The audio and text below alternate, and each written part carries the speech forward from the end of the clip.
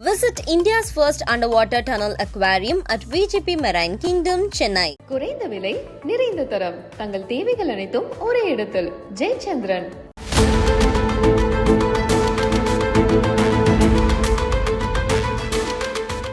வணக்கம் நண்பர்களே, மின்னம்பலம் டிஜிட்டல் திண்ணைக்கு உங்களை வரவேற்கிறோம். நான் ராகவேந்திர ஆரா.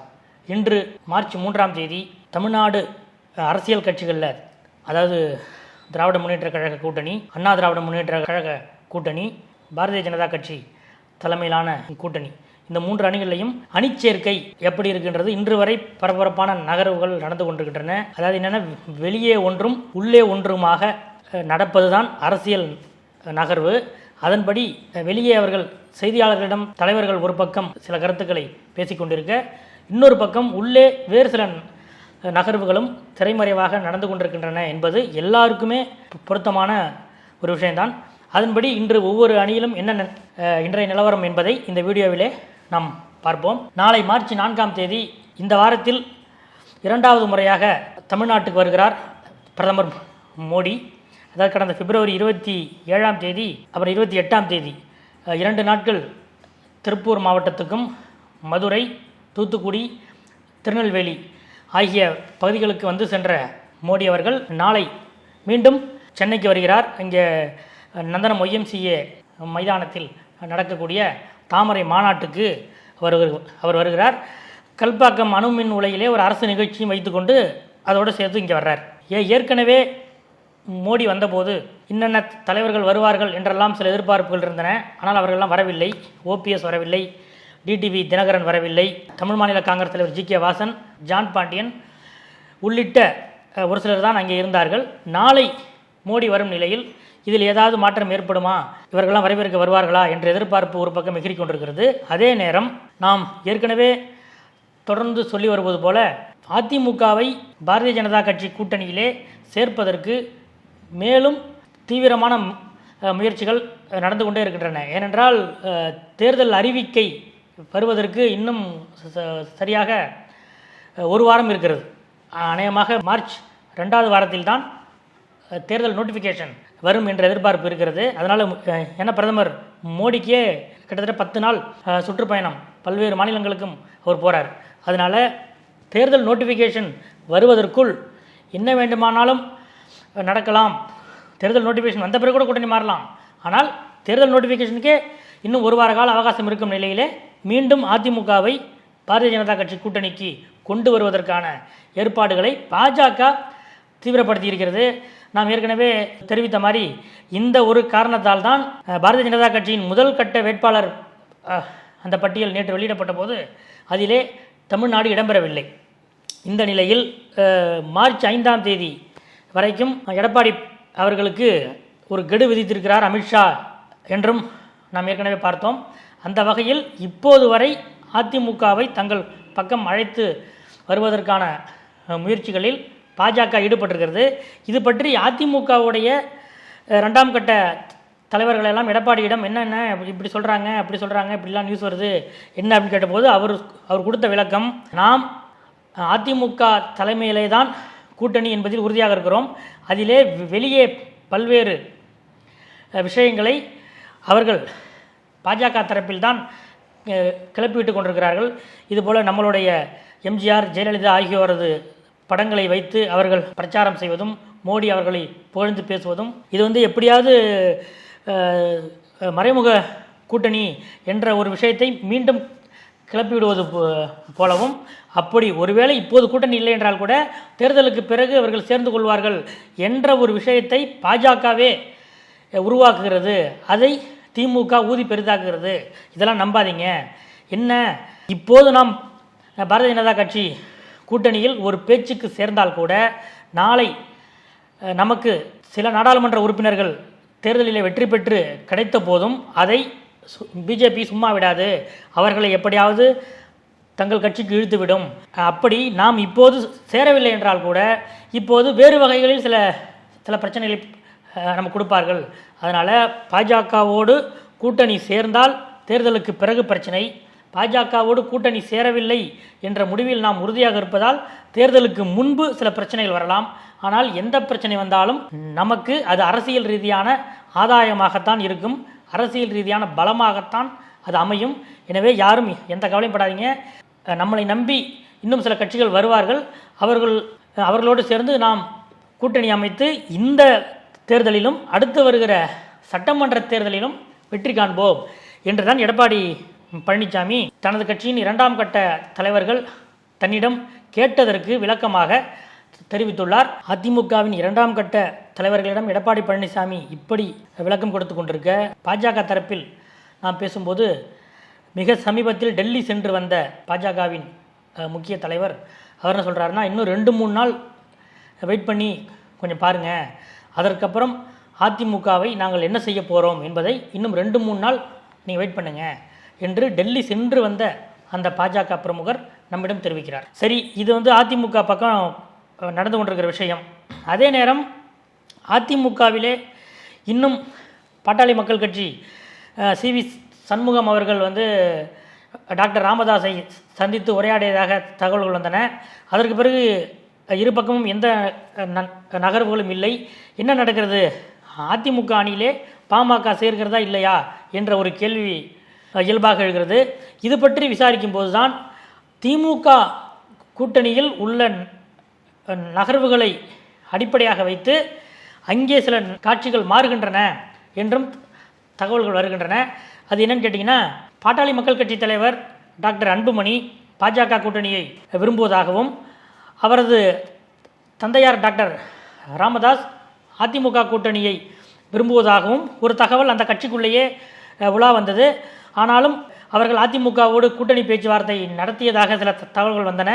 இப்போது ஏன் இந்த அமைதி என்றால், பாட்டாளி மக்கள் கட்சி விடுதலை சிறுத்தைகள் என்ன செய்ய போகிறார்கள் என்று எதிர்பார்த்து கொண்டிருக்கிறார்கள் என்பதுதான் உண்மை. அதாவது டாக்டர் அன்புமணி வட்டாரத்தில் விசாரித்த போது விடுதலை சிறுத்தைகள் அவர்கள் தங்களுக்கு 3 தொகுதிகள் வேண்டும் என்பதில் இன்னமும் உறுதியாக இருக்கிறார்கள். நேற்று உயர்நிலை குழு கூட்டம் நடந்திருக்கிறது. அந்த கூட்டம் முடிந்த பிறகு நாங்கள் திமுக கூட்டணியில் தான் உறுதியாக தொடர்கிறோம், ஆனாலும் எங்களுக்கு 3 தொகுதிகள் வேண்டும் என்பதிலும் உறுதியாக இருக்கிறோம். நாங்கள் திமுகவிடம் திரும்ப திரும்ப இதை வலியுறுத்தி பேசுவோம் என்றுதான் விடுதலை சிறுத்தைகள் கட்சியின் தலைவர் திருமாவளவன் கூறினார். ஆனால் இதை பாட்டாளி மக்கள் கட்சி எப்படி பார்க்குறாங்கன்னா, ஒருவேளை விடுதலை சிறுத்தைகள் கட்சிக்கு அங்கே ஏதாவது ஒரு இஷ்யூ இருந்தால், திமுக கூட்டணியில் ஒரு பிரச்சனை இருந்தால், அது வரைக்கும் நாம் எந்த முடிவையும் எடுக்காமல் இருப்போம். என்ன ஆப்ஷன்ஸ் இருக்குது, நீங்கள் தேர்தல் தேதி அறிவிப்பதற்கே இன்னும் முழுதாக 1 வாரம் இருக்கிறது. அதற்கு பிறகு இந்த அணிகள் எல்லாம் சேர்க்கை செட்டில் ஆகிறதுக்கு இன்னும் கூடுதலாக 1 வாரம் கூட ஆகலாம். அதனால் எதற்கு அவசரம், திமுக கூட்டணியில் விடுதலை சிறுத்தைகளின் நிலைப்பாடு என்ன என்பதை அறிய அன்புமணி ஆர்வமாக காத்திருக்கிறார் என்கிறார்கள் பாட்டாளி மக்கள் கட்சி வட்டாரத்தில். அவர் அன்புமணி என்ன எதிர்பார்த்தார் என்று அவர்கள் சொல்கிறார் என்றால், பாட்டாளி மக்கள் கட்சி தரப்பில் என்ன சொல்கிறார்கள் என்றால், விடுதலை சிறுத்தைகள் கட்சி 2 தனித்தொகுதி 1 பொது தொகுதி என்று 3 தொகுதிகள் கேட்கிறார்கள். அதற்கு திமுக தரப்பில் 2 தான் என்று உறுதியாக சொல்லிவிட்டார்கள். சின்னத்திலும் உதயசூரியன் பானை என்று இருவேறு கருத்துக்கள் இருக்கின்றன. இருந்தாலும் கூட விடுதலை சிறுத்தைகள் கட்சி தலைவர் திருமாவளவன் தன்னுடைய நிர்வாகிகளை காப்பாற்ற வேண்டும், அவர்களுக்கு அடுத்த கட்ட அரசியல் முன்னேற்றத்தை கொடுக்க வேண்டும் என்பதற்காக 3 சீட்டுகள் என்ற கோரிக்கை வைக்கிறார். அவர் ஏதாவது திமுக கூட்டணியை விமர்சித்து பேசுவார் என்று அன்புமணி எதிர்பார்க்கிறார் என்றும், இன்னும் சொல்ல போனால் கடந்த மார்ச் 1ஆம் தேதி முதலமைச்சர் ஸ்டாலினுடைய பிறந்த நாளை முன்னிட்டு அன்புமணி நேரில் சென்று வாழ்த்தக்கூடிய ஒரு சூழல் கூட இருந்தது. ஆனால் விடுதலை சிறுத்தைகள் கட்சியுடைய அவங்க ஸ்ட்ராட்டஜி உறுதியாக அறிந்து கொண்ட பிறகு நம்ம எதாவது பண்ணலாம் அப்படின்றதுனால அந்த நகர்வு தாமதப்பட்டு வருகிறது என்கிறார்கள் பாட்டாளி மக்கள் கட்சி தரப்பில். அன்புமணி ஏன் விடுதலை சிறுத்தைகளுடைய நிலைப்பாட்டுக்காக காத்திருக்கிறார் என்றால், அவருக்கு கிடைத்த தகவல்கள், அவருக்கு வந்த ரிப்போர்ட்டுகளின் அடிப்படையில் வெற்றி முகம் எங்கே இருக்கும் என்று அவருக்கு வந்த தகவல்களின் அடிப்படையில் ஒரு விடுதலை சிறுத்தைகளுடைய இறுதியான முடிவு என்ன என்பதற்காக பாட்டாளி மக்கள் கட்சி தலைவர் காத்திருக்கிறார் என்கிறார்கள் அவரது வட்டாரத்தில். ஆனால் விடுதலை சிறுத்தைகள் கட்சியோட தலைவர் திருமாவளவன் என்ன சொல்கிறார், நேற்றும் செய்தியாளர்களிடம் தெளிவாக சொன்னார், இன்றும் சொல்லியிருக்கிறார். இன்று மார்ச் 3ஆம் தேதியும் அவர் சொல்லியிருக்கிறார். அதாவது அங்கே அதிமுக கூட்டணியிலோ பாஜக கூட்டணியிலோ எந்த அசைவும் இல்லை, அதனால் உங்களுக்கு அங்கே பெரிய தீனி கிடைக்கவில்லை, அதனால் நீங்கள் திமுக கூட்டணி ஆக்டிவாக இருக்குது, அதனால் இங்கிருந்து நீங்கள் செய்திகள் எதிர்பார்க்குறீங்க. நீங்கள் அதாவது ஊடகத்தினரை மட்டும் சொல்லவில்லை, இன்னும் சில இலவு காத்த கிளிகள் இது போல் ஏதாவது நடக்குமா என்று காத்திருக்கிறார்கள். ஆனால் எதுவும் நடக்காது, நாங்கள் திமுக கூட்டணியில் தான் தொடர்வோம் என்று உறுதியாக சொல்லியிருக்கிறார் திருமாவளவன். அவர் இந்த 3 தொகுதி அதில் ஒரு பொது தொகுதி என்ற இந்த பிரச்சனைகளை எவ்வாறு சமாளிக்கப் போகிறார் என்பது நாளை அல்லது நாளை மறுநாள் நமக்கு தெரிந்துவிடும். அடுத்ததாக திராவிட முன்னேற்றக் கழக கூட்டணியிலே இன்னொரு இழுபறியாக இருப்பது மறுமலர்ச்சி திராவிட முன்னேற்றக் கழகம். அதாவது வைகோ அவர்கள் ஒரு மக்களவை தொகுதி ஒரு மாநிலங்களவை தொகுதி என 2 கேட்கிறார். ஆனால் திராவிட முன்னேற்றக் கழகம் தரப்பில் ஒரு மக்களவை தொகுதி மட்டும்தான், அதுவும் உதயசூரியன் மட்டும்தான் என்று உறுதியாக தெரிவித்து விட்டார்கள். மார்ச் 29ஆம் தேதி காலை அறிவாலய அந்த வளாகத்தில் இருந்து மதிமுகவுடைய அந்த தேர்தல் பேச்சுவார்த்தை குழு ஆடிட்டர் அர்ஜுன்ராஜ் அவர் செய்தியாளர்கிட்ட சொல்லும்போது, நாங்கள் உதயசூரியனில் நிற்க மாட்டோம் என்று சொல்லிவிட்டு வெளியே வந்தார். பிப்ரவரி 29 அந்த தேதிக்கு பிறகு மார்ச் 1, மார்ச் 2, இன்று மார்ச் 3, 3 நாட்களாக திமுகவுக்கும் மதிமுகவுக்கும் அதிகாரப்பூர்வ பேச்சு எதுவும் நடக்கவில்லை. ஆனால் வைகோ மிகுந்த டென்ஷனாக இருப்பதாக அவரை சுற்றியுள்ளவர்கள் சொல்கிறார்கள். அவர் இது பற்றி திமுகவின் பொதுச் செயலாளர் துரைமுருகனோடு ஒரு அதிகாரப்பூர்வமற்ற ஒரு ஆலோசனையை நடத்தியதாகவும் ஒரு நம்பத்தகுந்த மதிமுக வட்டார தகவல்கள் தெரிவிக்கின்றன.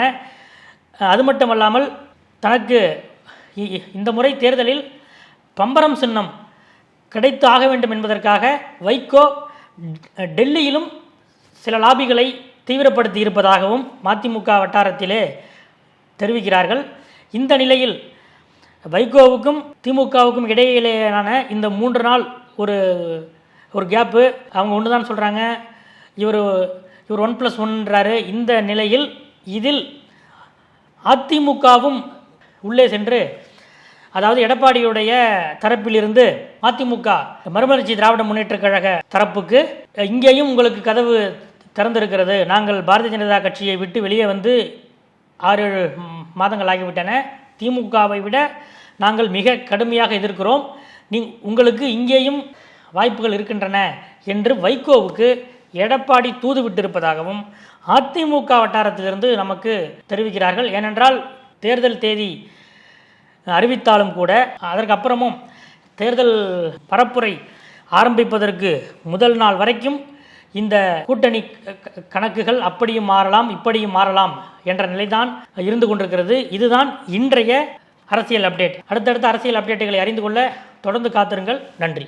Visit India's first underwater tunnel aquarium at VGP Marine Kingdom, Chennai. குறைந்த விலை, நிறைந்த தரம், தங்கள் தேவைகள் அனைத்தும் ஒரே இடத்தில். ஜெயச்சந்திரன். மின்னம்பலம்.com தமிழின் முதல் மொபைல் பத்திரிகை.